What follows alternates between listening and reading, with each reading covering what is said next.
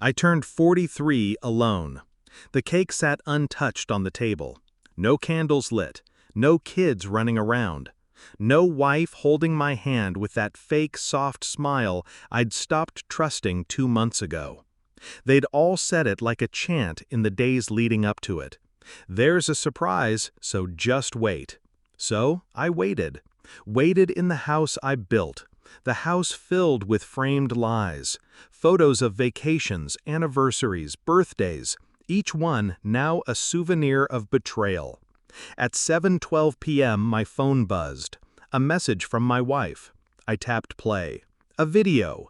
Them, my wife, my sons, my sisters-in-law, even my parents, standing in front of the Eiffel Tower. All smiles, wine glasses raised, laughter that felt like knives. And then her voice. "Happy birthday. We figured you wouldn't mind. You won't be hurt by this." That was her mistake. Assuming I wouldn't be hurt. She thought the absence of emotion meant the absence of a reaction. But I felt everything. Not in the way she hoped. Not broken. Just still. The kind of stillness a storm has before it shreds the sky. Backstory. I married her when I had nothing. I worked 3 jobs while she studied, paid for her law degree, took care of our boys when she interned for free. I never complained. Family first, that was the motto tattooed on my bones. My parents? They never liked her, or so they said. Turns out, they liked her far too much. Especially the money I funneled into their accounts every month. Money I earned breaking my back. My wife, her sisters, and my parents had become a unit. Behind my back, whispering, smiling. The first crack. 6 months ago, I came home early. They didn't hear me. She was in the kitchen with her sisters and my mother, laughing.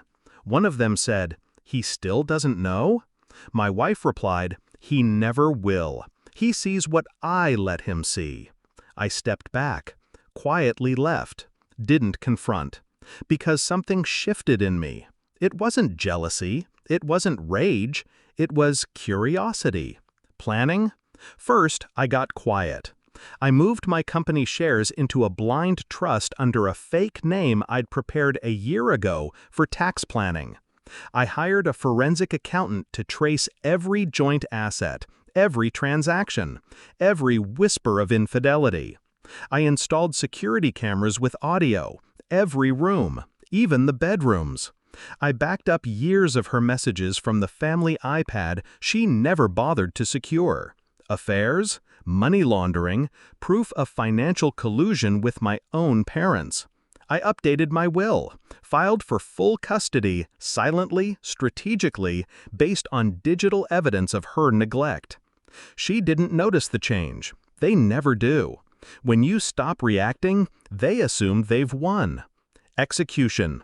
3 weeks before my birthday, I booked a model I'd met through a business shoot. She played the role well. Sweet, elegant, photogenic. We took pictures, dinners, beach walks, her holding my hand on a yacht. Nothing explicit, just enough to stir curiosity. I timed the posts to drop 3 hours after their Paris video. Caption: "Not alone, never better." Within 20 minutes, my phone blew up. 230 calls, texts, DMs, even my father's number, which I'd deleted months ago. The woman they thought was replacing them was a decoy, just bait. Because I knew the moment they thought I'd moved on without pain, without begging, they'd panic. The confrontation. I invited them all to a reconciliation dinner, rented a private room at the same hotel where she'd had her secret affair. They came dressed like royalty, smug and rehearsed. I greeted them warmly. Even my sons were there, confused, quiet. Dinner began. I stood, raised a glass and said, "To family and secrets." I tapped the remote. Screens lowered. Every message, every video, every voice note. Their laughter, their plots, her betrayal. My mother calling me a naive little bank. My wife joking about getting rid of me once the divorce is settled. Silence. Then chaos.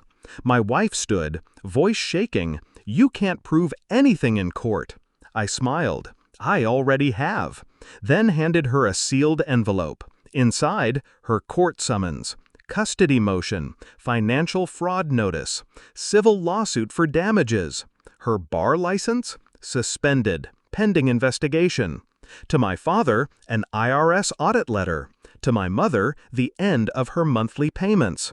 To her sisters, copies of their fake business expenses filed under my company's name.